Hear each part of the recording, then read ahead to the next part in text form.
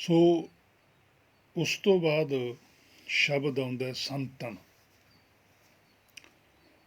51 ਪੰਨੇ ਦੇ ਉੱਪਰ ਪਾਤਸ਼ਾਹ ਬਚਨ ਕਰਦੇ ਆ, ਸ੍ਰੀ ਰਾਗ ਮਹੱਲਾ ਪੰਜਵਾਂ।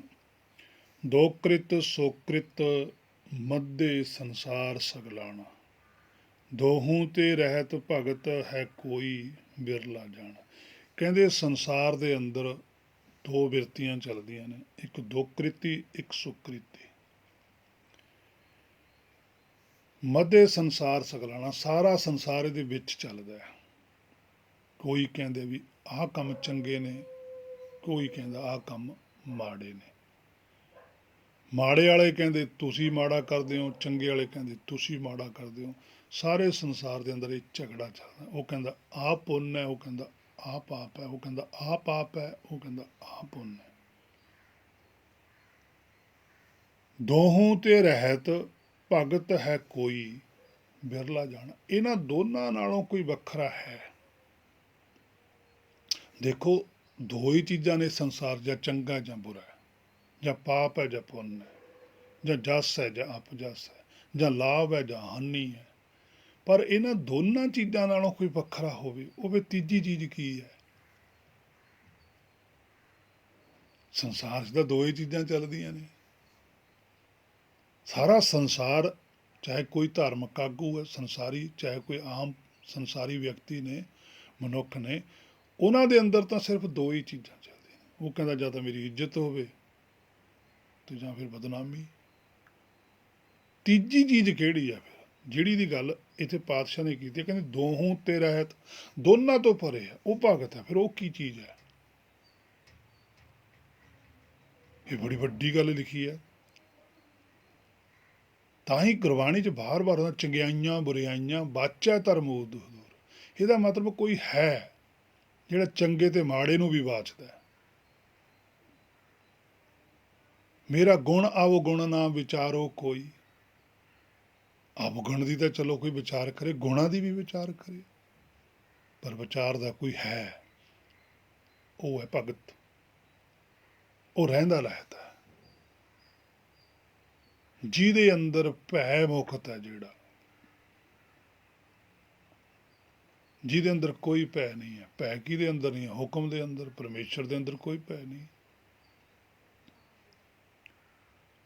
ਪਰ ਇੱਥੇ ਭਗਤ ਲਿਖਿਆ ਕਿ ਜਿਹੜਾ ਜੀਵ ਆਤਮਾ ਇਸ ਭਵ ਸਾਗਰ ਦੇ ਅੰਦਰ ਭੈ ਤੋਂ ਰਹਿਤ ਹੋ ਜਾਂਦੀ ਹੈ, ਜਿਹਨੂੰ ਉਸ ਹੁਕਮ ਦੀ ਸੋਝੀ ਆ ਜਾਂਦੀ ਹੈ, ਸੰਤਨ ਜਿਹੜਾ ਸੱਚਖੰਡ ਹੈ, ਉਹਨਾਂ ਦਾ ਜਿਹੜਾ ਹੁਕਮ ਹੈ, ਉਹਨਾਂ ਦਾ ਜਿਹੜਾ ਸ਼ੁੱਧ ਸਰੂਪ ਹੈ, ਸ਼ੁੱਧ ਸਰੀਰ ਹੈ, ਤਨ ਹੁੰਦਾ ਦੇਹੀ, ਉਹਨਾਂ ਦੀ ਜਿਹੜੀ ਸ਼ੁੱਧ ਦੇਹੀ ਹੈ ਸੱਚਖੰਡ ਵਾਲਿਆਂ ਦੀ, ਉਹ ਦੇਹੀ ਕੀ ਹੈ? ਹੁਕਮ। ਉਹ ਭਗਤ ਨੂੰ ਸਮਝ ਆ ਜਾਂਦੀ ਹੈ। ਔਰ ਇਸੇ ਕਰਕੇ ਉਹ ਬਿਰਲਾ ਹੋ ਜਾਂਦਾ, ਕਿਉਂਕਿ ਉਹ ਜਾਗ ਜਾਂਦਾ। ਦੋਹੋਂ ਤੇ ਰਹਿਤ ਭਗਤ ਹੈ ਕੋਈ, ਕੋਈ ਬਿਰਲੀ ਜੀ ਬਾਤ ਹੈ। ਉਹ ਬਿਰਲਾ ਜਾਣਾ ਠਾਕਰ ਸਰਬੇ ਸਮਾਣਾ। ਪਰ ਜਦੋਂ ਉਹ ਜਾਣ ਜਾਂਦਾ ਤਾਂ ਉਹਨੂੰ ਪਤਾ ਲੱਗਦਾ ਵੀ ਠਾਕਰ ਤਾਂ ਇਹਨਾਂ ਦੇ ਅੰਦਰ ਵੀ ਹੈ, ਇਹ ਹੁਕਮ ਇਹਨਾਂ ਦੇ ਅੰਦਰ ਵੀ ਚੱਲਦਾ, ਇਹ ਫਿਰ ਸੁੱਤੇ ਪਏ। ਜਿਵੇਂ ਉਹ ਕਹਿੰਦਾ ਵੀ ਬੰਦਾ ਸੁੱਤਾ ਪਿਆ, ਕੋਲ ਅੱਗ ਲੱਗੀ ਹੋਈ, ਇਹਨੂੰ ਸੇਕ ਨਹੀਂ ਲੱਗਦਾ ਅੱਗ ਦਾ। ਯਾਰ ਐਡੀ ਵੀ ਕਿੱਡੀ ਕੁ ਗਹਿਰੀ ਨੀਂਦ ਹੈ, ਅੱਗ ਇੰਨੀ ਮੱਚਦੀ ਹੈ, ਅੱਗ 'ਚ ਸੁੱਤਾ ਪਿਆ, ਇਹ ਪਾਸਾ ਵੀ ਨਹੀਂ ਲੈਂਦਾ। ਇਸੇ ਤਰ੍ਹਾਂ ਹੀ ਇੱਧਰ ਖੇਡ ਹੈ ਕਿ ਜਦੋਂ ਭਗਤ ਦੇ ਹਿਰਦੇ 'ਚ ਹੁਕਮ ਪ੍ਰਗਟ ਹੋ ਜਾਂਦਾ, ਉਹ ਦੇਖਦਾ ਵੀ ਇਹ ਸਾਰਿਆਂ ਦੇ ਅੰਦਰ ਹੁਕਮ ਤਾਂ ਚੱਲਦਾ, ਪਰ ਸਾਰੀ ਚਿੰਤਾ ਦੀ ਅੱਗ ਵਿੱਚ ਸੜੀ ਜਾਂਦੇ। ਮਾਇਆ ਅਗਨ ਇੱਕੋ ਜਿਹੀ ਕਰਤਾ ਖੇਲ ਰਚਾਇਆ। ਫਿਰ ਉਹ ਕਹਿੰਦਾ ਵੀ ਕਰਤੇ ਦਾ ਹੀ ਖੇਲ ਹੈ ਇਹ।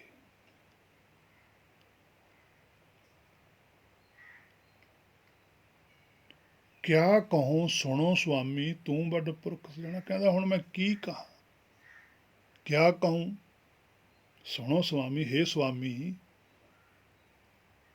ਕਿ ਮੈਂ ਹੁਣ ਤੈਨੂੰ ਕੀ ਕਹਾਂ। ਤੂੰ ਵੱਡ ਪੁਰਖ ਸੁਜਾਣਾ, ਵੀ ਤੂੰ ਤਾਂ ਸੁਜਾਨ ਹੈ, ਹਰ ਗੱਲ ਜਾਣਦਾ। ਇਹਦਾ ਮਤਲਬ ਜਿਹੜੀ ਇਹ ਚਿੰਤਾ ਦੀ ਅੱਗ ਵੀ ਸਾੜੀ ਹੈ, ਇਹਦੇ ਵਿੱਚ ਵੀ ਕੋਈ ਰਾਜ ਹੈ। ਇਹਦੇ ਵਿੱਚ ਵੀ ਕੋਈ ਭਲੇ ਦੀ ਗੱਲ ਹੈ ਵੀ ਜਿਹੜੀ ਅੱਗ ਇੰਨੀ ਮਚਾਈ ਹੋਈ ਹੈ, ਇਹ ਜਾਗਦੇ ਨਹੀਂ, ਇਹ 'ਚ ਵੀ ਕੋਈ ਚੱਕਰ ਹੈ, ਕੋਈ ਗੱਲ ਹੈ। ਪਰ ਬਸ ਜਿਹੜਾ ਉਸ ਅੱਗ ਦੇ ਸੇਕ ਨੂੰ ਮਹਿਸੂਸ ਕਰਕੇ ਉੱਠ ਖੜੇ, ਭਾਵ ਕਿ ਜਿਹਦੇ ਅੰਦਰ ਇੰਨੀ ਚਿੰਤਾ ਹੈ, ਹਰ ਵੇਲੇ ਤ੍ਰਿਸ਼ਨਾ ਲੱਗੀ ਹੈ, ਜੇ ਉਹ ਤ੍ਰਿਸ਼ਨਾ ਦੀ ਅੱਗ ਦੇ ਵਿੱਚੋਂ ਹੀ ਜਾਗ ਜਾਵੇ, ਉਹਨੂੰ ਪਤਾ ਲੱਗੇ ਵੀ ਚਿੰਤਾ ਦਾ ਕਾਰਨ ਕੀ ਹੈ ਯਾਰ, ਹਰ ਵੇਲੇ ਕਿਉਂ ਮੈਂ ਸੋਚੀ ਜਾਂਦਾ, ਕਿਉਂ ਮੇਰੇ ਅੰਦਰ ਵਾਧੂ ਚਿੰਤਾ ਹੈ, ਕਿਹੜੀ ਚੀਜ਼ ਦੀ ਚਿੰਤਾ। ਔਰ ਇੰਨੀ ਚਿੰਤਾ ਕਰਕੇ ਬਣਿਆ ਤਾਂ ਕੁਛ ਹੈ ਨਹੀਂ ਹੁਣ ਤੱਕ, ਫਿਰ ਐਵੇਂ ਚਿੰਤਾ ਕਰਕੇ ਮੈਂ ਕੀ ਕਰਾਂ। ਬਸ ਜਦੋਂ ਉਹ ਇਸ ਤਰ੍ਹਾਂ ਦੀ ਫੀਲਿੰਗ ਲੈਣ ਲੱਗ ਜਾਂਦੀ ਹੈ ਜੋਤ, ਤਾਂ ਜਿਹੜਾ ਫਿਰ ਹੁਕਮ ਹੈ ਸੁਆਮੀ ਦਾ, ਉਹ ਇਹਨੂੰ ਆਪਣੇ ਵੱਲ ਖਿੱਚਣਾ ਸ਼ੁਰੂ ਕਰ ਦਿੰਦਾ ਹੈ। ਉਹ ਜਿਹੜੀ ਅਗਨੀ ਹੈ ਉਹ ਠੰਡ 'ਚ ਤਬਦੀਲ ਹੋਣੀ ਸ਼ੁਰੂ ਹੋ ਜਾਂਦੀ ਹੈ, ਠੰਡੀ ਹੋਣ ਲੱਗ ਜਾਂਦੀ ਹੈ, ਹੇਵੇ ਘਰ ਬਣਨਾ ਸ਼ੁਰੂ ਹੋ ਜਾਂਦਾ ਹੈ, ਤ੍ਰਿਸ਼ਨਾ ਖਤਮ ਹੋਣੀ ਸ਼ੁਰੂ ਹੋ ਜਾਂਦੀ ਹੈ, ਠੰਡਾ ਜਲ ਬਣਨਾ ਸ਼ੁਰੂ ਹੋ ਜਾਂਦਾ, ਉਸੇ ਅੱਗ ਤੋਂ ਹੀ ਪਾਣੀ ਬਣ ਜਾਂਦਾ ਹੈ।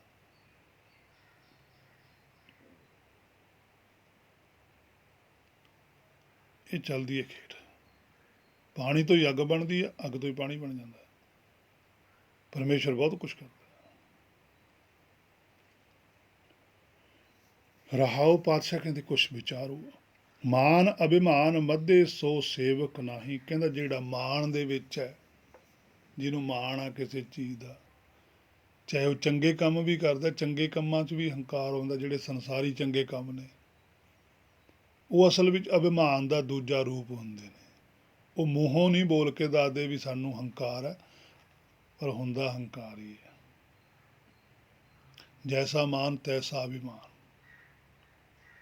ਕਹਿੰਦੇ ਉਹ ਅਭਿਮਾਨ ਹੀ ਹੁੰਦਾ। ਤੁਸੀਂ ਦੇਖ ਲਓ ਕਰਕੇ, ਜਿਹੜੇ ਬੰਦੇ ਦਾਨ ਪੁੰਨ ਸੰਸਾਰੀ ਕਰਦੇ ਆ, ਬਹੁਤ ਜ਼ਿਆਦਾ ਹਾਈਫਾਈ ਬਣੇ ਹੋਏ ਨੇ, ਤੁਸੀਂ ਉਹਨਾਂ ਨੂੰ ਹਰ ਵੇਲੇ, ਉਹ ਜਦੋਂ ਤੁਹਾਨੂੰ ਮਿਲਣ, ਤੁਸੀਂ ਉਹਨਾਂ ਨੂੰ ਕੁਛ ਇਹੋ ਜਿਹੀ ਗੱਲ ਕਹੋ, ਫਿਰ ਉਹਨਾਂ ਨੂੰ ਕਹੋ ਬਹਿੰਦਿਆਂ ਉੱਠਦੇ ਨੂੰ, ਉਹ ਖਿੱਚ ਜਾਣਗੇ, ਉਹ ਹਾਈਪਰ ਹੋ ਜਾਣਗੇ, ਤਾਂ ਸਮਝ ਲਓ ਵੀ ਉਹਨਾਂ ਦੇ ਅੰਦਰ ਹੰਕਾਰ ਹੈ, ਉਹ ਅੱਗ ਬਾਹਰ ਆ ਗਈ। ਪਰ ਜਿਹੜਾ ਗੁਰਮੁਖ ਹੁੰਦਾ, ਪਹਿਲੀ ਗੱਲ ਤਾਂ ਉਹ ਦਾਨ ਕਰਦਾ ਨਹੀਂ, ਇੱਥੇ ਸੰਸਾਰ 'ਚ ਮਾਇਆ ਦਿੰਦਾ ਨਹੀਂ ਕਿਸੇ ਨੂੰ, ਉਹ ਦਾਨ ਨਾਮ ਦਾ ਕਰਦਾ ਹੈ।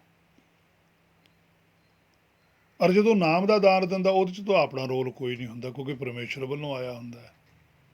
ਉਹਨੂੰ ਜੇ ਕੋਈ ਵਾਰ-ਵਾਰ ਕਹੀ ਵੀ ਜਾਵੇ ਵੀ ਤੂੰ ਐਂ ਕਰਦਾ, ਤੂੰ ਐਂ ਕਰਦਾ, ਉਹ ਕਹਿੰਦਾ ਵੀ ਮੈਂ ਤਾਂ ਕਰਦਾ ਨਹੀਂ। ਉਹ ਕਹਿੰਦੇ ਵੀ ਹੋਰ ਕੌਣ ਕਰਦਾ, ਤੂੰ ਹੀ ਕਰਦਾ। ਉਹ ਕਹਿੰਦਾ ਵੀ ਤੁਹਾਨੂੰ ਲੱਗੀ ਜਾਂਦਾ, ਮੈਂ ਤਾਂ ਨਹੀਂ ਕਰਦਾ। ਉਹ ਕਹਿੰਦਾ ਤੇਰਾ ਸਰੀਰ ਕਰਕੇ ਕੀਤਾ। ਉਹ ਕਹਿੰਦਾ ਵੀ ਇਹਦਾ ਵੀ ਤੁਹਾਨੂੰ ਭਰਮ ਹੀ ਹੈ। ਉਹ ਕਹਿੰਦਾ ਲੈ ਦੇਖੋ ਯਾਰ, ਇਹਨੂੰ ਐਡਾ ਵੀ ਇਹ ਜ਼ਿਆਦਾ ਹੀ ਕਰੀ ਜਾਂਦਾ। ਉਹ ਇਹਦੇ ਸਰੀਰ ਦੇ ਉੱਪਰ ਤਕਲੀਫ ਦਿੰਦੇ ਆ, ਉਹ ਫਿਰ ਵੀ ਖੁਸ਼ ਰਹਿੰਦਾ। ਉਹ ਕਹਿੰਦਾ ਤੈਨੂੰ ਤਕਲੀਫ ਨਹੀਂ ਹੁੰਦੀ। ਉਹ ਕਹਿੰਦਾ ਵੀ ਤਕਲੀਫ ਕਾਹਦੀ। ਉਹ ਕਹਿੰਦਾ ਵੀ ਤੈਨੂੰ ਤੱਤੀ ਤਵੀ 'ਤੇ ਬਿਠਾਉਣ ਲੱਗਿਆ ਵੀ ਤੈਨੂੰ ਸਰੀਰ ਨੇ ਸੜਨਾ। ਉਹ ਕਹਿੰਦੇ ਵੀ ਮੈਨੂੰ ਤਾਂ ਪਤਾ ਨਹੀਂ, ਤੁਹਾਨੂੰ ਲੱਗਦਾ ਹੋਊਗਾ, ਮੇਰਾ ਸਰੀਰ ਤਾਂ ਸੜ ਹੀ ਨਹੀਂ ਸਕਦਾ। ਜਲ ਨਹੀਂ ਡੋਬੈ ਤਸਕਰ ਨਹੀਂ ਲੇਵੈ, ਪਾਹੇ ਨਾ ਸਕੈ ਜਾਲੇ। ਕਹਿੰਦੇ ਮੇਰਾ ਤਾਂ ਸਰੀਰ ਆਹ ਹੈ।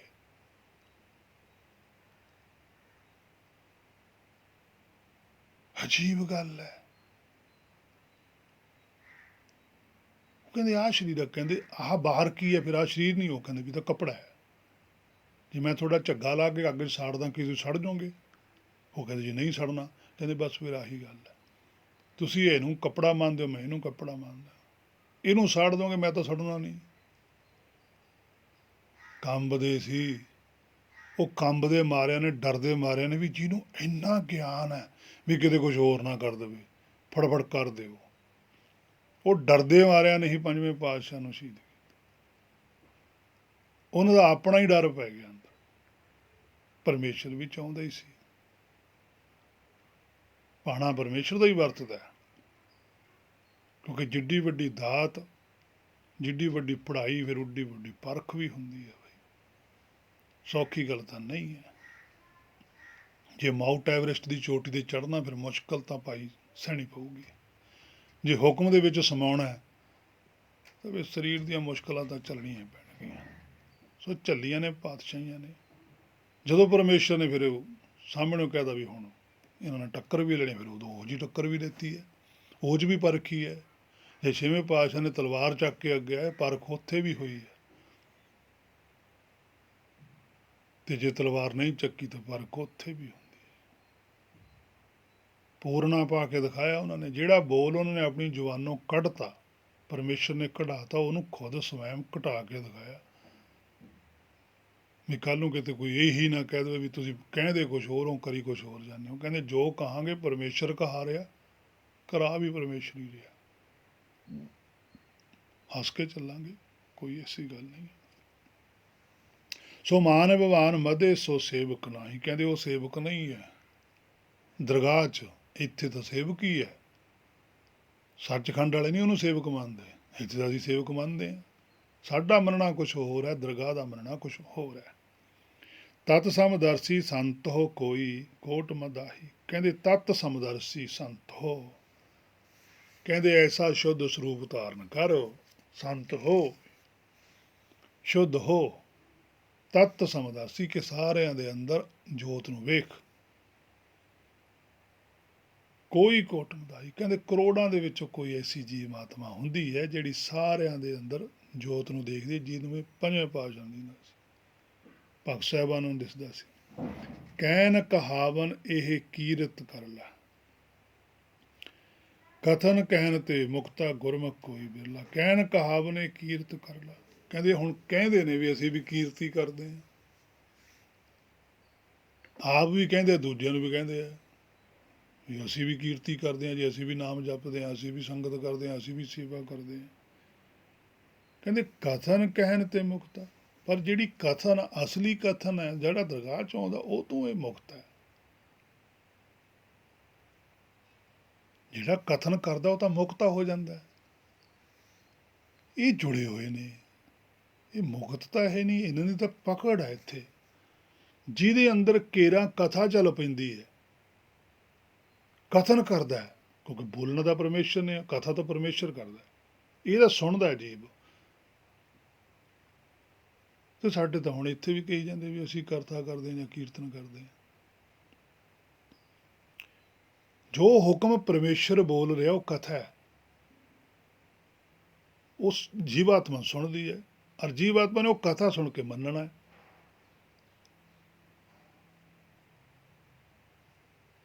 ਕਥਨ ਕਹਿਣ, ਉਹ ਜਦੋਂ ਕੁਛ ਪਰਮੇਸ਼ਰ ਬੋਲਦਾ ਉਹਦੀ ਕਥਾ ਨੂੰ ਸੁਣਦੀ ਹੈ ਜੀਵਾਤਮਾ, ਤਾਂ ਮੁਕਤ ਹੁੰਦੀ ਹੈ। ਉਹ ਇਹਨੂੰ ਕਥਾ 'ਚ ਦੱਸਦਾ ਵੀ ਤੂੰ ਆਹ ਕੰਮ ਛੱਡ ਦੇ ਬਸ।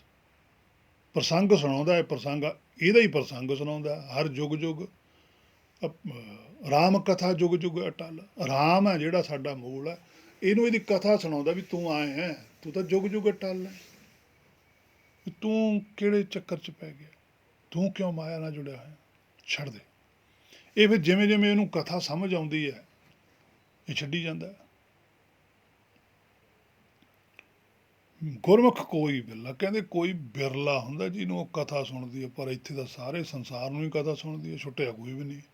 ਸਾਰਾ ਸੰਸਾਰ ਹੀ ਕੀਰਤਨ ਸੁਣਦਾ ਵੀ, ਕੀਰਤਨ ਕਰੀ ਵੀ ਜਾਂਦੇ ਆ, ਤੇ ਪ੍ਰਾਪਤੀ ਵੀ ਕੋਈ ਨਹੀਂ ਹੈਗੀ। ਹੇ ਮੇਰੇ ਮਨ, ਤੂੰ ਆਪਣੇ ਅੰਦਰ ਝਾਤੀ ਮਾਰ, ਚੱਲ ਕਿਸੇ ਨੂੰ ਕਿਉਂ ਕਹਿਣਾ, ਤੂੰ ਆਪਣੇ ਅੰਦਰ ਝਾਤੀ ਮਾਰ ਵੀ ਤੈਨੂੰ ਕਿੰਨਾ ਚਿਰ ਹੋ ਗਿਆ ਕੀਰਤਨ ਸੁਣਦੇ ਨੂੰ, ਕੀ ਤੈਨੂੰ ਕੋਈ ਫਰਕ ਪੈ ਗਿਆ? ਕਿੰਨਾ ਚਿਰ ਹੋ ਗਿਆ ਤੈਨੂੰ ਕਥਾ ਸੁਣਦੇ ਨੂੰ, ਕੀ ਤੈਨੂੰ ਫਰਕ ਪਿਆ? ਤੇ ਜੇ ਤੈਨੂੰ ਫਰਕ ਨਹੀਂ ਨਾ ਪਿਆ, ਫਿਰ ਕੁਛ ਸੋਚ ਆਪਣੇ ਬਾਰੇ, ਫਿਰ ਕੁਛ ਵਿਚਾਰ, ਝਾਤੀ ਮਾਰ, ਆਪਨੜੇ ਗਿਰੀਵਾਨ ਮੈਂ ਸਿਰ ਨੀਵਾਂ ਕਰਦੇ, ਆਪਣੇ ਅੰਦਰ ਵੇਖ ਕੀ ਮਨੋਵਿਰਤੀ ਹੈ ਤੇਰੀ। ਸੋ ਪਾਤਸ਼ਾਹ ਤਾਂ ਹੀ ਕਹਿੰਦੇ ਆ ਵੀ ਕਥਨ ਕਹਿਣ ਤੇ, ਜੇ ਉਹ ਕਥਨ ਕਰ ਵੀ ਦਵੇ, ਜੇ ਤੂੰ ਕਥਾ ਚੱਲ ਕਰਦਾ ਵੀ ਆ, ਫਿਰ ਤੂੰ ਕੀ ਮੁਕਤ ਹੈ? ਜਦ ਤੂੰ ਮੁਕਤ ਹੋ ਗਿਆ ਫਿਰ ਤਾਂ ਤੂੰ ਬਿਰਲਾ, ਨਹੀਂ ਤਾਂ ਫਿਰ ਤੂੰ ਵੀ ਅਸੰਖ ਮੂਰਖੰਦ ਘੋਰੀ ਹੈ। ਗਤ ਅਵਗਤ ਕਿਛ ਨਦਰ ਨਾ ਆਇਆ, ਸੰਤਨ ਕੀ ਰੇਣ ਨਾਨਕ ਦਨ ਪਾਇਆ। ਕਹਿੰਦੇ ਗਤ ਅਵਗਤ ਕਿਛ ਨਦਰ ਨਾ ਆਇਆ, ਕਹੀ ਜਾਂਦਾ ਮੇਰਾ ਮਨ ਰੋਕਿਆ ਹੋਇਆ, ਬੜੀ ਮੇਰੇ ਤੇ ਕਿਰਪਾ, ਕਹਿੰਦੇ ਕੁਛ ਨਦਰ ਤਾਂ ਤੈਨੂੰ ਆ ਨਹੀਂ ਰਿਹਾ। ਜਿਹੜਾ ਮਨ ਗਤੀ ਕਰਦਾ, ਜੋ ਅਵਗਤ ਹੋ ਜਾਵੇ, ਰੁਕ ਜਾਵੇ, ਤਾਂ ਉਹਨੂੰ ਤਾਂ ਕੁਛ ਨਜ਼ਰ ਆਉਂਦਾ। ਭੱਜਿਆ ਜਾਂਦਾ ਬੰਦਾ ਹੈ, ਤੇ ਜੇ ਰੁਕ ਜਾਵੇ ਉਹਨੂੰ ਤਾਂ ਫਿਰ ਦਿਸਦਾ ਕੁਛ। ਭੱਜੇ ਜਾਂਦੇ, ਸਪੀਡ 'ਚ ਜਾਂਦੇ ਨੂੰ ਗੱਲ ਕਲੀਅਰ ਨਹੀਂ ਦਿਸਦਾ, ਤਾਂ ਉਦੋਂ ਵੀ ਕਲੀਅਰ ਨਹੀਂ ਹੁੰਦਾ। ਜਦੋਂ ਮਨ ਟਿਕ ਜਾਂਦਾ, ਉਹਨੂੰ ਤਾਂ ਕੁਛ ਆਉਂਦਾ ਹੈ। ਇਹ ਸਵਾਲ ਕਰਦੇ ਆ, ਕਹਿੰਦੇ ਤੂੰ ਕਹਿਣਾ ਹੈ ਵੀ ਮੇਰਾ ਤਾਂ ਮਨ ਟਿਕਿਆ, ਕਹਿੰਦੇ ਵੀ ਕੁਛ ਨਜ਼ਰ ਆਇਆ ਤੈਨੂੰ? ਗਤ ਜਿਹੜਾ ਮਨ ਗਤ ਹੀ ਕਰਦਾ ਸੀ, ਜਦੋਂ ਅਵਗਤ ਹੋ ਜਾਂਦਾ ਕੁਛ ਨਜ਼ਰ ਨਾ ਆਇਆ, ਜੇ ਕੁਛ ਨਜ਼ਰ ਹੀ ਨਾ ਆਇਆ ਫਿਰ ਕੀ ਫਾਇਦਾ ਹੋਇਆ। ਸੰਤਨ ਕੀ ਰੇਣ ਨਾਨਕ ਦਾਨ ਪਾਇਆ। ਉਹ ਕਹਿੰਦਾ ਵੀ ਫਿਰ ਤੁਸੀਂ ਦੱਸੋ, ਚਲੋ ਸਾਨੂੰ ਤਾਂ ਤੁਸੀਂ ਕਹਿੰਦੇ ਹੋ ਵੀ ਤੁਹਾਨੂੰ ਨਜ਼ਰ, ਤੁਹਾਨੂੰ ਕੀ ਨਜ਼ਰ ਆਇਆ? ਫਿਰ ਗੁਰੂ ਨਾਨਕ ਸਾਹਿਬ ਦੱਸਦੇ, ਕਹਿੰਦੇ ਹਾਂ ਦੱਸਾਂਗੇ ਸਾਨੂੰ ਕੀ ਨਜ਼ਰ ਆਇਆ। ਇਹ ਨਹੀਂ ਗੱਲ ਕਿ ਨਹੀਂ ਦੱਸਾਂਗੇ, ਜੇ ਅਸੀਂ ਤੁਹਾਡੇ ਤੇ ਤਰਕ ਕੀਤਾ ਤਾਂ ਅਸੀਂ ਤਾਂ ਜਵਾਬ ਵੀ ਦੇਵਾਂਗੇ। ਕਹਿੰਦੇ ਸੰਤਨ ਕੀ ਰੇਣ, ਕਹਿੰਦੇ ਆ ਸਾਰੇ ਸੱਚਖੰਡ ਦਾ ਜਿਹੜਾ ਹੁਕਮ ਹੈ ਨਾ, ਸੰਤਨ ਰੇਣ, ਸੰਤਨ ਜਿਹੜਾ ਸਵੈਮ ਸੱਚਖੰਡ ਹੁਕਮ ਹੈ, ਪਰਮੇਸ਼ਰ ਹੈ, ਅਕਾਲ ਪੁਰਖ ਹੈ, ਉਹਦਾ ਜਿਹੜਾ ਸ਼ੁੱਧ ਸਰੂਪ ਹੈ, ਹੁਕਮ ਹੈ ਜਿਹੜਾ ਰੇਣ ਰੂਪ ਦੇ ਵਿੱਚ, ਕਹਿੰਦੇ ਨਾਨਕ ਕਹਿੰਦੇ ਮੈਨੂੰ ਮਿਲ ਗਿਆ। ਦਾਨ ਪਾਇਆ, ਕਹਿੰਦੇ ਮੈਂ ਉਹ ਦਾਨ ਪਾ ਲਿਆ। ਦੇਖੋ ਇੱਥੇ ਦਾਨ ਪਾਇਆ ਲਿਖਿਆ, ਦਿੱਤਾ ਨਹੀਂ ਲਿਖਿਆ। ਇਹ ਦਾਨ 'ਚ ਮਿਲਦਾ ਨਾਮ, ਉਹ ਪਰਮੇਸ਼ਰ ਦਿੰਦਾ ਹੈ। ਕਹਿੰਦੇ ਅਸੀਂ ਪਾ ਲਿਆ, ਅਸੀਂ ਤੁਹਾਨੂੰ ਦਿਖਾਉਂਦੇ ਹਾਂ ਵੀ ਆਹ ਦਾਨ ਪਾਇਆ, ਨਹੀਂ ਤੁਸੀਂ ਦਿਖਾਓ। ਹੁਣ ਉਹਨਾਂ ਕੋਲ ਦਾਨ, ਉਹ ਤਾਂ ਆਪ ਦਾਨ ਕਰਦੇ ਸੀਗੇ। ਉਹ ਕਹਿੰਦੇ ਯਾਰ ਇਹ ਤਾਂ ਅਜੀਬ ਗੱਲ ਹੈ ਵੀ ਗੁਰੂ ਨਾਨਕ ਜੀ ਦਾ ਕਹਿੰਦਾ ਮੈਂ ਦਾਨ ਪਾਇਆ, ਅਸੀਂ ਕਹਿੰਦੇ ਵੀ ਅਸੀਂ ਦਾਨ ਦਿੰਦੇ ਹਾਂ। ਇੱਥੋਂ ਹੀ ਪਤਾ ਲੱਗ ਗਿਆ ਵੀ ਸਾਡੇ ਕੋਲ ਉਹ ਗੱਲ ਨਹੀਂ ਜਿੱਥੇ ਗੁਰੂ ਨਾਨਕ ਜੀ ਬੋਲਦੇ, ਇਹ ਵਾਕਈ ਕੁਛ ਹੋਰ ਗੱਲ ਕਹਿੰਦੇ। ਸੋ ਸੰਤਨ ਭਾਵ ਕੇ ਸੱਚਖੰਡ। 614 ਪੰਨੇ ਉੱਪਰ ਵੀ ਪਾਤਸ਼ਾਹ ਪੰਜਵੇਂ ਪਾਤਸ਼ਾਹ ਕਹਿੰਦੇ ਆ ਸੋਰਠ ਰਾਗ ਦੇ ਵਿੱਚ, ਹਮ ਸੰਤਨ ਕੀ ਰੇਨ ਪਿਆਰੇ, ਹਮ ਸੰਤਨ ਕੀ ਸਰਨਾ। ਦੇਖੋ ਹਮ ਜਿੰਨੇ ਵੀ ਪੰਜਵੇਂ ਪਾਤਸ਼ਾਹ ਤੋਂ ਪਹਿਲਾਂ ਹੋ ਚੁੱਕੇ ਨੇ, ਜਾਂ ਜਿੰਨੇ ਵੀ ਬਾਅਦ ਵਿੱਚ ਹੋਣਗੇ, ਜਾਂ ਪੰਜਵੇਂ ਪਾਤਸ਼ਾਹ ਦੇ ਆਪਣੀ ਆਤਮਾ ਪ੍ਰਾਤਮਾ ਦੋਏ ਜਾਣੀ, ਹਮ ਸੰਤਨ ਕੀ ਰੇਨ, ਸਾਰੇ ਸੱਚਖੰਡ ਦੇ ਹੁਕਮ ਪਿਆਰੇ, ਉਹਦੇ ਪਿਆਰੇ ਨੇ। ਹਮ ਸੰਤਨ ਕੀ ਸਰਨਾ, ਵੀ ਅਸੀਂ ਤਾਂ ਉਹੀ, ਸਾਨੂੰ ਹੁਕਮ ਹੀ ਚੰਗਾ ਲੱਗਦਾ, ਅਸੀਂ ਤਾਂ ਹੁਕਮ 'ਚ ਹੀ ਹਾਂ, ਉਹਦੀ ਹੁਕਮ ਦੀ ਸ਼ਰਨ ਵਿੱਚ। ਤੁਮਰੀ ਸ਼ਰਨ ਤੁਮਾਰੀ ਆਸਾ, ਬਸ ਤੇਰੀ ਹੋਈ ਸ਼ਰਨ ਹੈ, ਤੇਰੀ ਹੋਈ ਇੱਛਾ ਹੈ, ਹੋਰ ਸਾਨੂੰ ਕੁਛ ਨਹੀਂ ਚਾਹੀਦਾ। ਨਾਮ ਤੋਂ ਬਿਨਾਂ ਮੈਨੂੰ ਕੁਛ ਨਹੀਂ ਚਾਹੀਦਾ। ਨਾਨਕ ਦੀਜੈ ਏਕ ਨਾਮ, ਕਿਰਪਾ ਕਰੋ ਹਰੇ। ਕਹਿੰਦੇ ਮੈਨੂੰ ਬਸ ਇੱਕੋ ਹੀ ਨਾਮ ਚਾਹੀਦਾ, ਮੇਰਾ ਹੋਰ ਮੈਨੂੰ ਕੁਛ ਨਹੀਂ ਚਾਹੀਦਾ।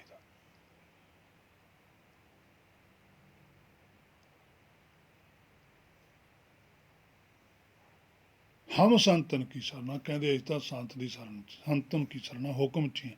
ਸੰਤ ਹਮਾਰੀ ਓਟ ਸਤਾਣੀ, ਸੰਤ ਹਮਾਰਾ ਗਹਿਣਾ। ਦੇਖੋ ਹੁਣ ਪਰ ਸੰਤ ਆਉਂਦਾ, ਇੱਥੇ ਸੰਤ ਆ, ਇੱਥੇ ਸੰਤ ਵੀ ਮੁਕਤਾ ਭਾਵ ਕਿ ਉਹੀ ਸੰਤਨ। ਸੰਤਨ ਤੇ ਸੰਤ 'ਚ ਕੋਈ ਫਰਕ ਨਹੀਂ ਹੈ, ਇੱਕੋ ਹੀ ਗੱਲ ਹੈ। ਸ਼ਬਦ ਬਦਲ ਬਦਲ ਕੇ ਤਾਂ ਲਿਖਦੇ ਆ ਕਿ ਸਾਨੂੰ, ਸਾਡੀ ਵਿਬੁੱਧੀ ਦੀ ਉਹਨਾਂ ਨੇ ਦੇਖਣਾ ਵੀ ਤੁਹਾਨੂੰ ਗੱਲ ਸਮਝ ਵੀ ਆਉਂਦੀ ਹੈ। ਸ਼ਬਦ ਜਾਣ ਕੇ ਬਦਲਦੇ ਹੋ, ਇਹੀ ਤਾਂ ਸਾਡੀ ਫਰਕ ਹੈ, ਇਹੀ ਤਾਂ ਬੁਝਾਰਤ ਹੈ। ਵੀ ਕਿਤੇ ਇਹ ਸ਼ਬਦਾਂ ਦੇ ਅਰਥ ਤਾਂ ਨਹੀਂ ਬਦਲ ਦਿੰਦੇ, ਵੀ ਸੰਤਨ ਕਿਸੇ ਹੋਰ ਨੂੰ ਕਹਿ ਦੇਣ, ਸੰਤ ਕਿਸੇ ਹੋਰ ਨੂੰ ਕਹਿ ਦੇਣ। ਆਹ ਸਾਡੇ ਐਂ ਹੁੰਦਾ, ਸਾਡੇ ਅੱਖਰਾਂ ਦੇ ਅਰਥ ਕੀਤੇ ਜਾਂਦੇ ਆ। ਜਿਹੜਾ ਗੁਰਮੁਖ ਹੈ ਉਹ ਅੱਖਰ ਦਾ ਅਰਥ ਨਹੀਂ ਕਰਦਾ, ਉਹ ਅੱਖਰਾਂ ਦੇ ਵਿੱਚ ਜਿਹੜੀ ਚੀਜ਼ ਛੁਪੀ ਹੁੰਦੀ ਹੈ ਉਹਦਾ ਅਰਥ ਕਰਦਾ। ਉਹਨੂੰ ਪਤਾ ਵੀ ਇਹ ਗੁਰਬਾਣੀ ਅਰਥ ਹੀ ਕੀਤੇ ਹੋਏ ਨੇ, ਉਹ ਅਰਥਾਂ ਦੇ ਅਰਥ ਨਹੀਂ ਕਰਦਾ, ਉਹ ਅਰਥਾਂ ਤੋਂ ਵਿਚਾਰਦਾ।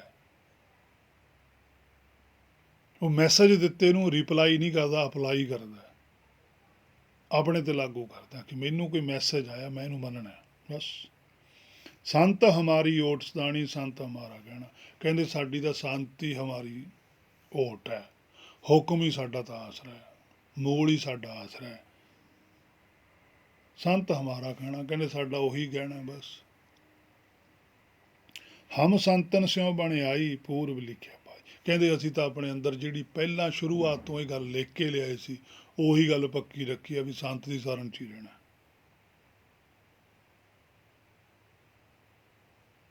ਵੀ ਸਾਡੀ ਸੰਤ ਨਾਲ ਹੀ ਹੁਕਮ ਨਾਲ ਹੀ ਬਣ ਆਵੇ, ਅਸੀਂ ਹੁਕਮ 'ਚੋਂ ਬਾਹਰ ਨਹੀਂ ਜਾਣਾ।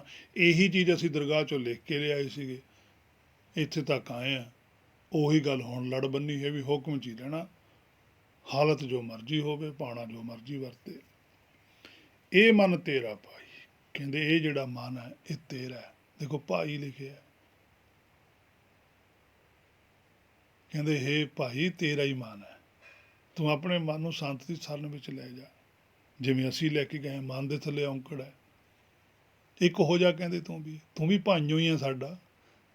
ਬੜਾ ਮੈਂ ਰੋਣਾ ਨਿਕਲ ਆਉਂਦਾ ਜਦੋਂ ਪੰਜਵੇਂ ਪਾਤਸ਼ਾਹ ਦੇ ਜਾਂ ਸਾਰੀ ਗੁਰਬਾਣੀ ਨੂੰ ਵਿਚਾਰੀ ਦਾ ਵੀ ਕਿਤੇ ਵੀ ਉਹਨਾਂ ਨੇ ਆਪਣੇ ਆਪ ਨੂੰ ਵੱਡਾ ਨਹੀਂ ਮੰਨਿਆ।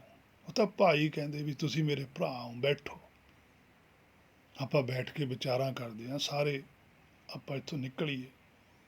ਕਿੰਨਾ ਪ੍ਰੇਮ ਨਾਲ ਉਹ ਬੋਲਦੇ ਸੀ ਉਸ ਵੇਲੇ, ਅੱਜ ਵੀ ਗੁਰਬਾਣੀ ਬੋਲਦੀ ਹੈ।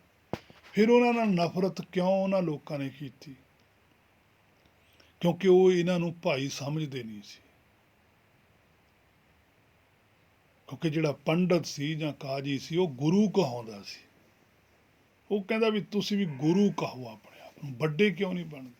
ਜੇ ਤੁਸੀਂ ਆਪਣੇ ਆਪ ਨੂੰ ਭਾਈ ਕਹੋਗੇ, ਤੁਸੀਂ ਤਾਂ ਫਿਰ ਸਾਰੇ ਲੋਕਾਂ ਨੂੰ ਵਿੱਚ ਬੈਠ ਕੇ ਗੱਲਾਂ ਕਰਦੇ ਹੋ, ਫਿਰ ਤਾਂ ਸਾਡਾ ਕਿਸੇ ਨੇ ਸਤਿਕਾਰ ਨਹੀਂ ਕਰਨਾ, ਸਾਨੂੰ ਕੋਈ ਚੜਾਵਾ ਨਹੀਂ ਚੜਾਉਣਾ ਹੈਗਾ। ਤੂੰ ਤਾਂ ਸਾਰੀ ਰੀਤ, ਉਹਨਾਂ ਨੂੰ ਤਕਲੀਫ ਇਸ ਗੱਲ ਦੀ ਸੀ, ਉਹਨਾਂ ਨੂੰ ਇਸ ਗੱਲ ਦੀ ਤਕਲੀਫ ਨਹੀਂ ਸੀ ਵੀ ਸੱਚ ਬੋਲਦੇ ਹੋ। ਉਹ ਕਹਿੰਦੇ ਬੋਲੋ, ਸੱਚ ਬੋਲੋ, ਗੁਰਬਾਣੀ ਲਿਖੋ, ਜੋ ਕੁਛ ਮਰਜ਼ੀ ਕਰੋ, ਅਸੀਂ ਤੁਹਾਨੂੰ ਨਹੀਂ ਰੋਕਦੇ। ਪਰ ਸਾਨੂੰ ਜਿਹੜੀ ਤਕਲੀਫ ਹੁੰਦੀ ਹੈ ਜਦੋਂ ਤੁਸੀਂ ਆਹ ਗੱਲ ਕਹਿੰਦੇ ਹੋ ਵੀ ਤੁਸੀਂ ਮੇਰੇ ਭਾਈ ਹੋ, ਇਹ ਨਹੀਂ ਠੀਕ। ਵੀ ਤੁਸੀਂ ਤਾਂ ਸਾਰਿਆਂ ਨੂੰ ਹੀ ਬਰਾਬਰ ਕਰੀ ਜਾਂਦੇ ਹੋ, ਫਿਰ ਤਾਂ ਸਾਡਾ ਕੋਈ ਚੇਲਾ ਹੀ ਨਹੀਂ ਬਣਨਾ, ਸਾਡਾ ਸੇਵਕ ਹੀ ਨਹੀਂ ਬਣਨਾ, ਸਾਡਾ ਕਿਸੇ ਨੇ ਦਾਸ ਹੀ ਨਹੀਂ ਬਣਨਾ, ਫਿਰ ਤਾਂ ਸਾਡੀ ਪੂਜਾ ਪ੍ਰਤਿਸ਼ਠਾ ਨਹੀਂ ਹੋਣੀ। ਇਸ ਗੱਲ ਦੀ ਤਕਲੀਫ ਸੀ ਉਹਨਾਂ ਨੂੰ। ਪਰ ਉਹ ਕਹਿੰਦੇ ਵੀ ਨਹੀਂ, ਅਸੀਂ ਨਹੀਂ, ਗੁਰੂ ਸਾਡਾ ਪਰਮੇਸ਼ਰ ਹੀ ਹੈ, ਅਸੀਂ ਕਿਉਂ ਗੁਰੂ ਬਣੀਏ? ਅਸੀਂ ਗੁਰੂ ਜਦ ਹੈ ਹੀ ਨਹੀਂ, ਗੁਰੂ ਪਰਮੇਸ਼ਰ ਹੈ। ਬਹੁਤ ਵੱਡੀ ਖੇਡ ਹੈ ਬਈ, ਇਹ ਮੇਰੇ ਮਨਾ, ਬਹੁਤ ਵਿਚਿੱਤਰ ਗੁਰਬਾਣੀ ਹੈ। ਕਿਤੇ ਨਹੀਂ ਉਹਨਾਂ ਨੇ ਲਿਖਿਆ ਵੀ ਮੈਂ ਤੁਹਾਡਾ ਗੁਰੂ ਹਾਂ, ਉਹਨਾਂ ਨੇ ਭਾਈ ਲਿਖਿਆ। ਆਵੋ ਸੰਤ ਮਿਲੋ ਮੇਰੇ ਭਾਈ, ਮੇਰਾ ਹਰ ਹਰ ਕਥਾ ਕਰੋ, ਜੋ ਮੇਰੇ ਹਰ ਪ੍ਰਭ ਕੀ ਬਾਤ ਸੁਣਾਵੇ, ਸੋ ਭਾਈ ਸੋ ਵੀਰ। ਤੁਸੀਂ ਮੇਰੇ ਭਰਾ ਹੋ, ਮੇਰੇ ਵੀਰ ਹੋ, ਬੈਠੋ, ਪੁੱਛੋ, ਦੱਸੋ, ਜਬ ਲਗ ਦੁਨੀਆ ਰਹੀ ਹੈ, ਨਾਨਕ ਕਿਛ ਸੁਣੀ ਹੈ ਕਿਛ ਕਹੀ ਹੈ। ਦੇਖੋ ਕੀ ਲਿਖਿਆ ਕਿ ਜਿੰਨਾ ਚਿਰ ਅਸੀਂ ਸਰੀਰ 'ਚ ਤੁਹਾਡੇ ਨਾਲ ਹਾਂ ਵਿਚਰਦੇ ਹਾਂ, ਕੁਛ ਸੁਣਾਂਗੇ ਵੀ, ਤੁਸੀਂ ਵੀ ਕੁਛ ਕਹੋ। ਫਿਰ ਗੁਰੂ ਤਾਂ ਕਦੇ ਵੀ ਸੇਵਕ ਨੂੰ ਕਹਿੰਦੇ ਨਹੀਂ ਵੀ ਤੂੰ ਵੀ ਦੱਸ, ਉਹ ਤਾਂ ਕਹਿੰਦਾ ਮੇਰੀ ਗੱਲ ਮੰਨੀ ਚੱਲ ਬਸ। ਪਰ ਇੱਥੇ ਤਾਂ ਇਹ ਕਹਿੰਦੇ ਆ ਵੀ ਤੁਸੀਂ ਮੇਰੇ ਨਾਲ ਵਿਚਾਰ ਕਰੋ, ਤੁਸੀਂ ਵੀ ਕੁਛ ਦੱਸੋ ਬਈ, ਤੁਸੀਂ ਕੀ ਮਹਿਸੂਸ ਕਰਦੇ ਹੋ, ਫਿਰ ਅਸੀਂ ਵੀ ਤੁਹਾਡੇ ਨਾਲ ਵਿਚਾਰ ਕਰਾਂਗੇ ਵੀ ਤੁਸੀਂ ਗਲਤ ਤਾਂ ਨਹੀਂ ਕਿਤੇ ਮਹਿਸੂਸ ਕਰੀ ਜਾਂਦੇ। ਅਸਲੀ ਚੀਜ਼ ਆਹ ਹੈ। ਕਿੰਨਾ ਪ੍ਰੇਮ ਸੀ ਉਹਨਾਂ ਪੁਰਖਾਂ ਦੇ ਅੰਦਰ, ਅੱਜ ਗੁਰਬਾਣੀ ਦੇ ਅੰਦਰ ਕਿੰਨਾ ਪ੍ਰੇਮ ਹੈ। ਗੁਰਬਾਣੀ ਵੀ ਉਹੀ ਗੱਲ ਕਹਿੰਦੀ ਹੈ, ਉਹੀ ਬੋਲ ਨੇ ਕਿ ਗੁਰਦੇਵ ਮਾਤਾ, ਗੁਰਦੇਵ ਪਿਤਾ, ਗੁਰਦੇਵ ਸੁਆਮੀ ਪਰਮੇਸ਼ਰ। ਕਿਆ ਬਾਤ ਹੈ। ਤਾਹਾਂ ਨਿਕਲ ਜਾਂਦੀਆਂ ਜਦੋਂ ਗੁਰਬਾਣੀ ਤੋਂ ਪੜ੍ਹਿਆ ਜਾਂਦਾ ਹੈ। ਪਰ ਜਿੰਨਾ ਚਿਰ ਗੁਰਬਾਣੀ ਨੂੰ ਪੜ੍ਹਿਆ ਸੀ ਉਹਨਾਂ ਚਿਰ ਕੋਈ ਫਰਕ ਨਹੀਂ ਪਿਆ।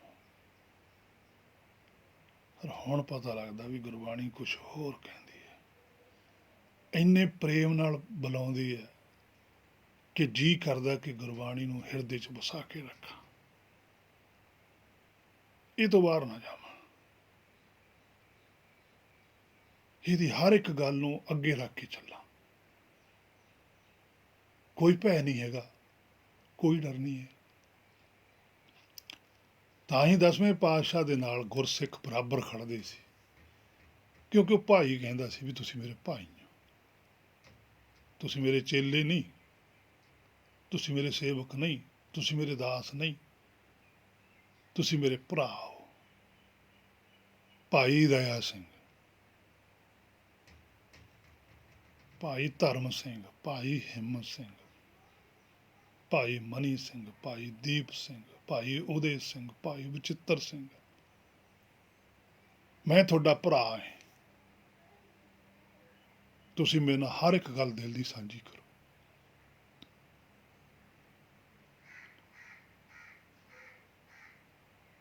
ਕਿਆ ਅਜੀਬ ਗੱਲ ਹੈ, ਇੰਨਾ ਪ੍ਰੇਮ ਨਹੀਂ ਕੋਈ ਕਰ ਸਕਦਾ। ਉਹੀ ਕਰ ਸਕਦਾ ਜਿਹਨੇ ਗੁਰੂ ਇੱਕ ਮੰਨਿਆ। ਉਹਨਾਂ ਨੇ ਆਪ ਆਪਾਂ ਨੂੰ ਲਿਖਿਆ ਕਿ ਆਦ ਅੰਤ ਇੱਕ ਹੈ ਅਵਤਾਰਾ, ਸੋਈ ਗੁਰੂ ਸਮਝਿਓ ਹਮਾਰਾ।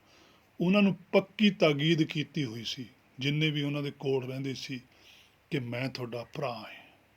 ਆਪਣਾ ਸਾਰਿਆਂ ਦਾ ਗੁਰੂ ਇੱਕੋ ਹੀ ਹੈ। ਇਹ ਗੱਲ ਚੰਗੀ ਤਰ੍ਹਾਂ ਸਮਝ ਲਿਓ, ਦ੍ਰਿੜ ਕਰ ਲਿਓ ਕਿ ਗੁਰੂ ਇੱਕੋ ਹੀ ਹੈ, ਉਹ ਪਰਮੇਸ਼ਰ ਹੈ, ਉਹ ਸਦਾ ਰਹਿੰਦਾ ਹੈ। ਮੈਂ ਤੁਹਾਡਾ ਭਰਾ ਹਾਂ, ਅੱਜ ਤੁਹਾਡੇ ਕੋਲ ਸਰੀਰ ਕਰਕੇ ਹਾਂ, ਇੱਕ ਦਿਨ ਮੈਂ ਵੀ ਸਰੀਰ ਛੱਡ ਕੇ ਚਲੇ ਜਾਣਾ, ਤੁਸੀਂ ਵੀ ਛੱਡ ਕੇ ਚਲੇ ਜਾਣਾ। ਜੇ ਤੁਸੀਂ ਮੇਰੇ ਭਰਾ ਬਣ ਕੇ ਰਹੋਗੇ ਤਾਂ ਆਪਾਂ ਇੱਕ ਗੁਰੂ ਕੋਲ ਪਹੁੰਚਾਂਗੇ। ਜੇ ਤੁਸੀਂ ਮੈਨੂੰ ਕੁਝ ਹੋਰ ਤਰੀਕੇ ਨਾਲ ਸਮਝ ਲਿਆ, ਫਿਰ ਉਸ ਤਰੀਕੇ ਨਾਲ ਮੈਂ ਤੁਹਾਡੇ ਅੱਗੇ ਪੇਸ਼ ਨਹੀਂ ਹੋਣਾ। ਸੋ ਤਰੀਕਾ ਉਹੀ ਅਪਣਾਇਓ ਜਿਹੜਾ ਮੈਂ ਤੁਹਾਨੂੰ ਬਾਰ-ਬਾਰ ਕਹਿੰਦਾ। ਤਾਂ ਗੁਰਬਾਣੀ ਬਾਰ-ਬਾਰ ਕਹਿੰਦੀ ਹੈ, ਗੁਰ ਕਹਿਆ ਸਾਕਾਰ ਕਮਾਵੇ। ਮੈਂ ਤੁਹਾਨੂੰ ਜੋ ਕਹਿਣਾ ਉਹ ਗੱਲ ਮੰਨਿਓ, ਤੁਸੀਂ ਲੋਕਾਂ ਦੀ ਗੱਲ ਦੇ ਮਗਰ ਨਾ ਲੱਗਿਓ।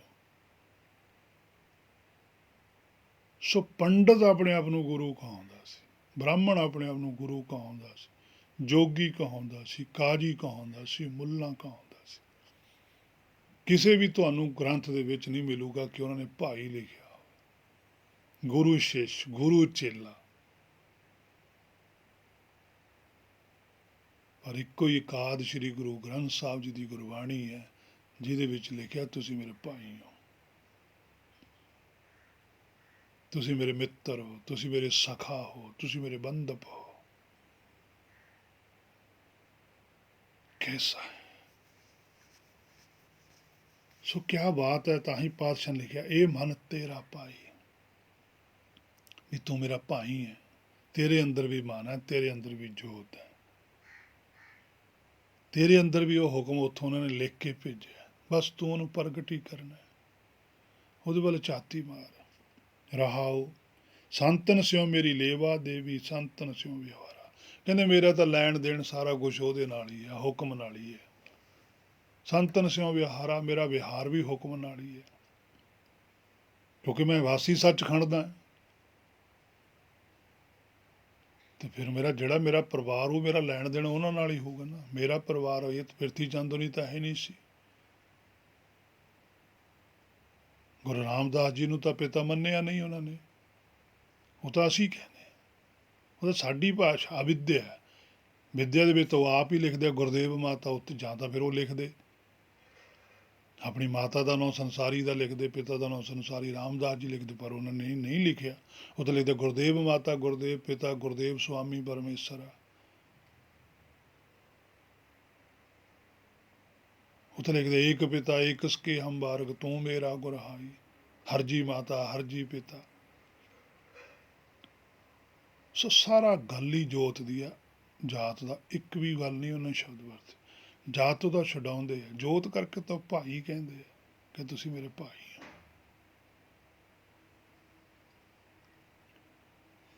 ਸੰਤਨ ਸਿਓ ਹਮ ਲਾਹਾ ਖਾਟਿਆ, ਹਰ ਭਗਤੀ ਭਰੇ ਭੰਡਾਰਾ। ਕਹਿੰਦੇ ਸੰਤਨ ਸਿਓ ਹਮ ਲਾਹਾ ਖਾਟਿਆ, ਕਹਿੰਦੇ ਹੁਕਮ ਨਾਲ ਹੀ ਲਾਹਾ ਖੱਟਿਆ ਸੀ ਜੀ, ਜੇ ਜਾਗੇ ਹੋਏ ਸੀ ਤਾਂ ਹੀ ਕੁਛ ਮਿਲਿਆ। ਹਰ ਭਗਤੀ ਭਰੇ ਭੰਡਾਰਾ, ਕਹਿੰਦੇ ਉੱਥੇ ਤਾਂ ਹਰ ਦੀ ਜਿਹੜੀ ਭਗਤੀ ਆ, ਹੁਕਮ ਦਾ ਤਾਂ ਭੰਡਾਰ ਆ। ਉੱਥੇ ਜਿਨ੍ਹਾਂ ਨੇ ਵੀ ਭਗਤੀ ਕਰਕੇ ਗਈਆਂ ਨੇ ਜੋਤਾਂ, ਇੱਥੋਂ ਹੁਕਮ 'ਚ ਰਹਿ ਕੇ ਗਈਆਂ ਨੇ, ਇਹੋ ਜਿਹੀਆਂ ਜੋਤਾਂ ਦਾ ਉੱਥੇ ਭੰਡਾਰ ਬਹੁਤ ਭਰਿਆ ਪਿਆ ਸਾਰਾ ਸੱਚਖੰਡ। ਕੋਈ ਅਸੀਂ ਇਕੱਲੇ ਹੀ ਨਹੀਂ ਉੱਥੇ, ਉੱਥੇ ਪਤਾ ਨਹੀਂ ਕਿੰਨੀਆਂ ਕੁ ਜੋਤਾਂ ਨੇ, ਕੋਈ ਗਿਣਤੀ ਨਹੀਂ ਹੈ। ਸੰਤਨ ਮੋਕੋ ਪੂੰਜੀ ਸੌਂਪੀ, ਤਾਂ ਉਤਰਿਆ ਮਨ ਕਾ ਧੋਖਾ। ਕਹਿੰਦੇ ਸੰਤਨ ਮੋਕੋ ਪੂੰਜੀ ਸੌਂਪੀ ਆ, ਜਿਹੜੀ ਸੰਤਨ ਨੇ ਸੱਚਖੰਡ ਨੇ ਜਿਹੜਾ ਮੈਨੂੰ ਹੁਕਮ ਦਿੱਤਾ ਹੋਇਆ, ਪੂੰਜੀ ਹੁੰਦੀ ਹੈ ਹੁਕਮ, ਸੰਤਨ ਹੁਕਮ ਹੀ ਹੈ।